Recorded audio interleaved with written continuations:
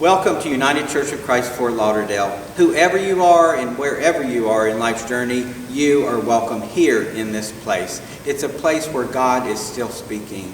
We feel so blessed that you joined us here for the worship video for today's service, and thank you for doing so. If you're available on Sunday mornings, every Sunday morning, 10:30, we invite you in person. So we invite you at this time just to sit back and relax and experience the divine around us.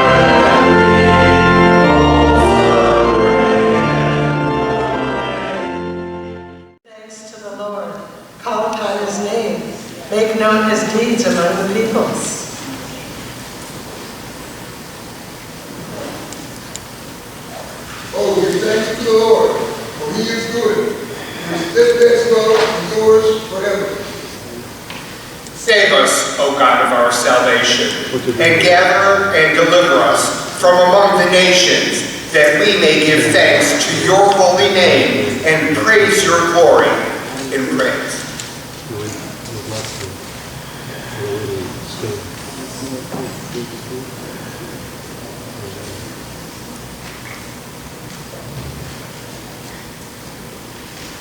I will give to the Lord the thanks due to his righteousness, and I will sing praise to the name of the Lord, the Most High.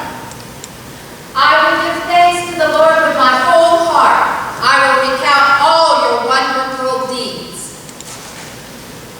I wash my hands in innocence and go around your altar, O Lord, proclaiming thanksgiving aloud and telling all your wondrous deeds. This Thanksgiving in 2015 has been the most spiritually insightful Thanksgiving in my 39 plus, I won't say how many plus, years. It has. It all started weeks ago when we began planning the interfaith service, which was held here in this place in our spiritual home this last Thursday. It was weeks ago. We started talking and planning, and in the planning meeting with other spiritual people from other spiritual communities, in this planning meeting about a Thanksgiving interfaith service, the divine power, whatever you call that, descended upon the meeting and delivered a message. This will be a service about Thanksgiving, of faith communities coming together as one, but it needs to have a theme of healing and peace. I immediately thought, how can you mix Thanksgiving with healing and peace? Because healing and peace tells me that we're in pain. But the people in that room said yes. We didn't know why. The subsequent meetings and visions and ideas came about. One being that we need to build this structure. And I asked, how? And I looked online, and in the Jewish tradition, there's a holiday, this annual holiday, that's where they build a sukkah in their backyards. It's a structure similar to this. And in that holiday, people are invited into the backyard, and a meal is presented and enjoyed in this structure made in people's homes. Wonderful. Until Wednesday night when we tried to build it. 11:30 at night. I'm tired. I want to go home. I heard you go, amen. Yeah. But it was a community coming together, this vision, that turned it into what it is today. Super. We're here enjoying this time together. Then it came to me, especially after the interfaith service, I know what you're trying to tell us all. It's in our thanksgiving that we find peace. It's in our thanksgiving that we find ministry. It's in our thanksgiving that we discover new insights into love and new insights into the kingdom of God. I get it. That's been the best Thanksgiving present I've ever received.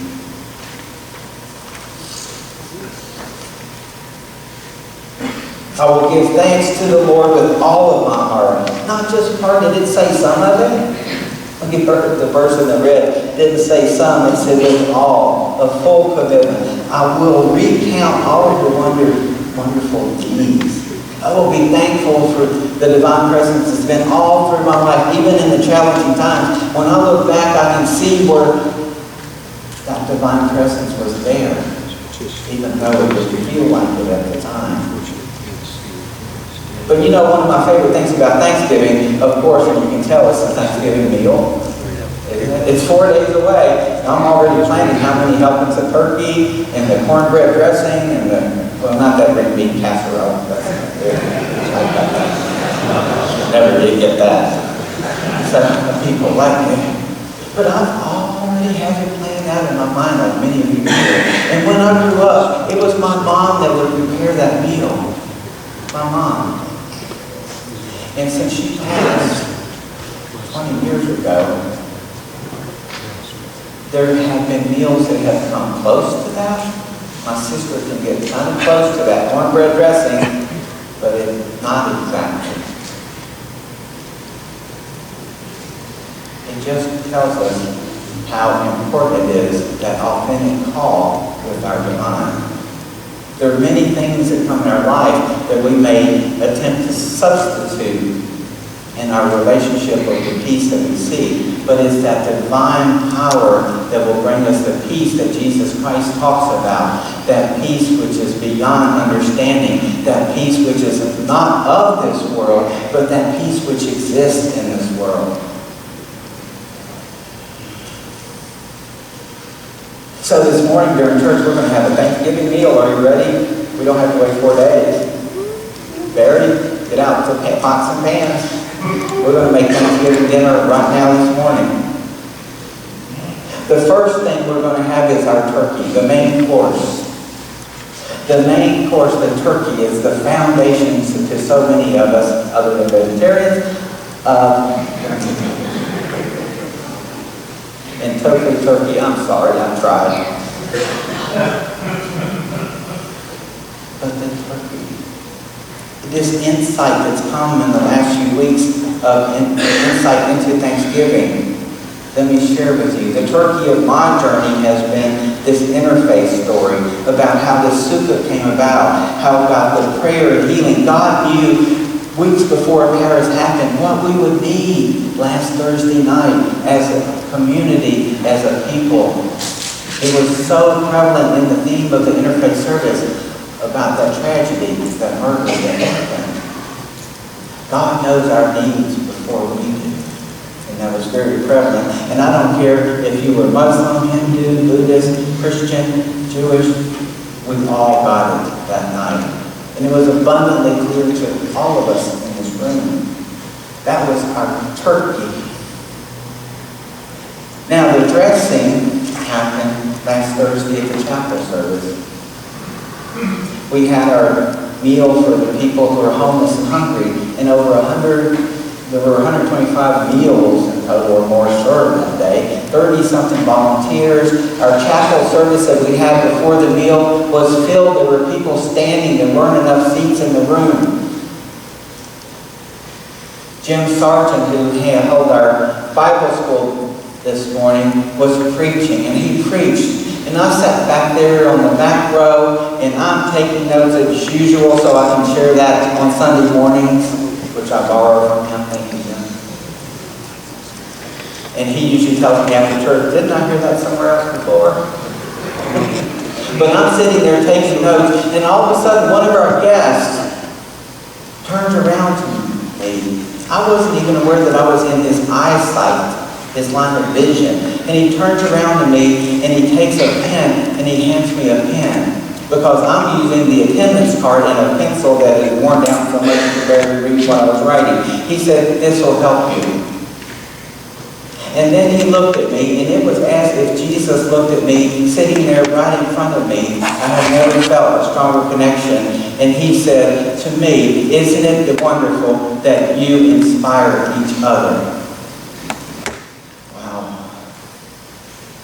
It made me think, as Christians, wouldn't it be wonderful if we could inspire each other? Pastor Garth inspires me with what he did here to bring this church through a time of healing and peace. But if we as Christians could continually inspire each other, that was better than cornbread dressing. And that's a lot. The next thing that happened was the coleslaw. The coleslaw is better than even Kentucky Fried Chicken, the little time you get there. I love that coleslaw. But this coleslaw is even better. Yesterday we had a leadership team meeting. And someone came up with an idea to do something a different way. At first we thought, well, we've always done it that way. And as pastor I said that's my job. It's best to let things evolve, and you pray. And the conclusion of that topic was, let's do this. It's belief and trust in one another. It's belief and trust in what God's calling this church to do, and who God is calling this church to be. What another gift. That was better than any coleslaw, even Kentucky Fried Chicken.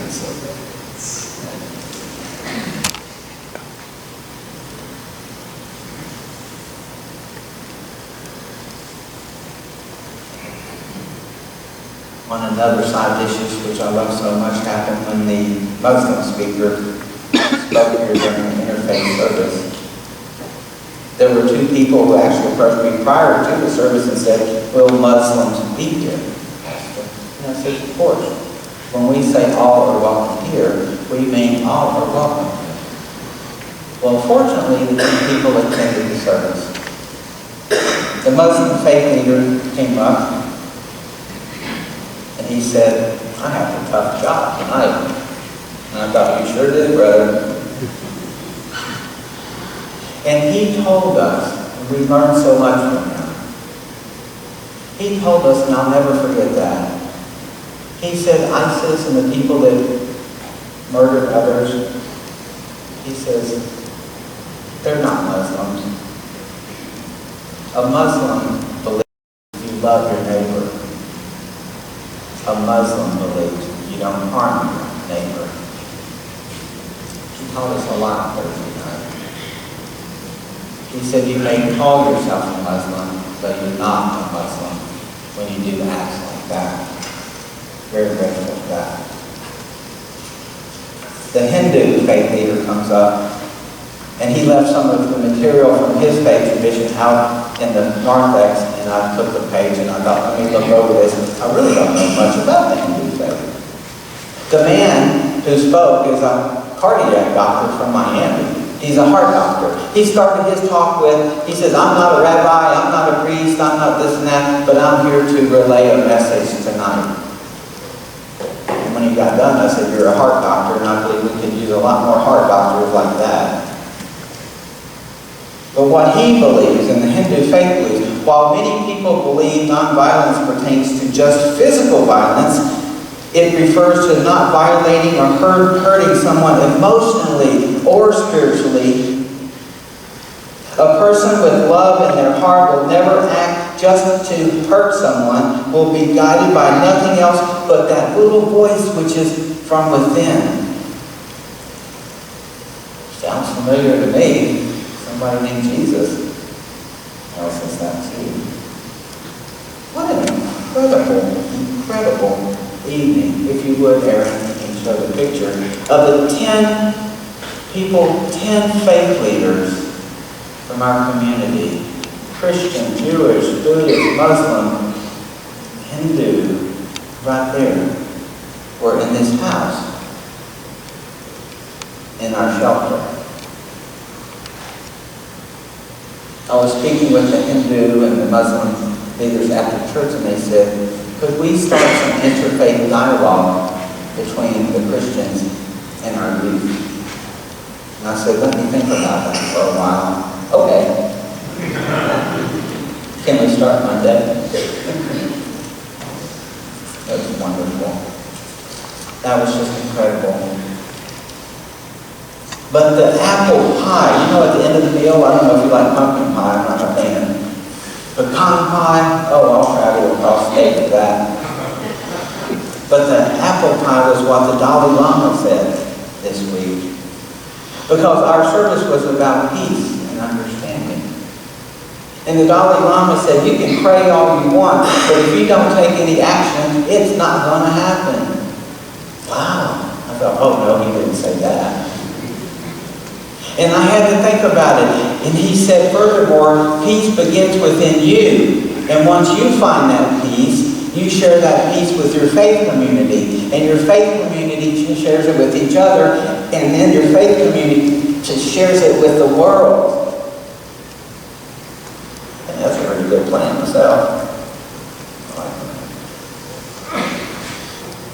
This Thanksgiving meal of dishes from all over coming together to be a meal here in this place.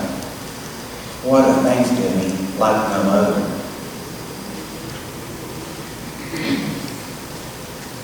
But if we're missing one element of a meal, it's not a meal. And I love, last night I was lying in bed thinking about today's message, and I said, oh Gary, if I was to say to you, I want to give you a piece of fruit, and I want you to name what kind of fruit that is. It's green, it's round, it has a stem. What piece of fruit would that be? Pear, okay. If I give you this, is this a pear? No. Is this a pear? Yeah. This is green. It's round, it has a stem, it tastes delicious. It's a pear here, it's a pear. Oh, you weren't supposed to do that.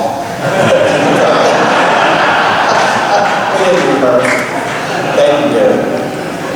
The point being is, just like the leader told us, you know, a pear is a pear. It may look similar to other things. Oh, that's the pear. Here's the pear. Okay, going on. It may look similar on the outside. It may be described the same way. It may even have a stem just like the other, but on the inside it's different. It tastes different. So when we as Christians leave out that one little piece, we like to pick and choose what we want to take out of Jesus' message. But Jesus says, just like in the reading today, it's all. All. Not just part. Jesus invites us to be of care. You can go home and say that, he's lost his mind. But Jesus does invite us to be of care. We call ourselves Christians. We're called to act like Christians, to be Christians, to live like Christians, to walk in faith, to walk with joy, to walk with peace, to be a light, shining light to the people around us. That's what we're called to be. That's the most important Thanksgiving message, I believe. I'm thankful for this church having a place where people can come together and feel safe, a place where all are welcome.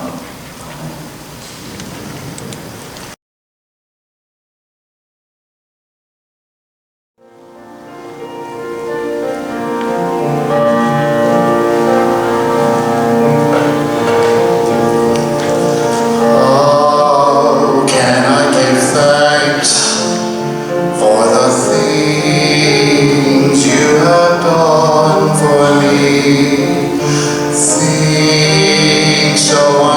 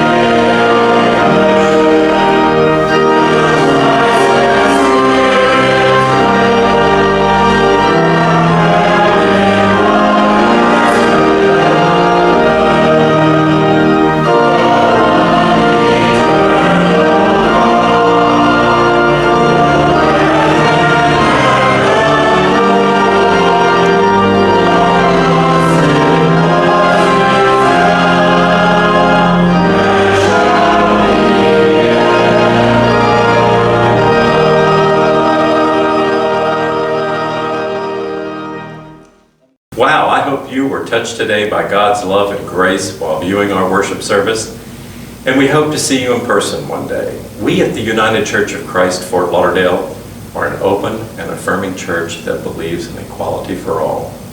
We have many ministries that reach out to the needs of those in our community, and there's always something here for everyone to be involved in. We believe that God is still speaking and that our ministry outreach can only continue its vital mission in bringing people to Christ through the support of people just like you. Please visit our website, uccftl.org, for more information about us, to submit a prayer request, or even donate to the church if you have been moved by the Spirit. You will help us in God's work in our ministry outreach. We look forward to hearing from you soon, and we hope to see you next week. May God's peace and love be with each and every one of you. And remember, God is still speaking.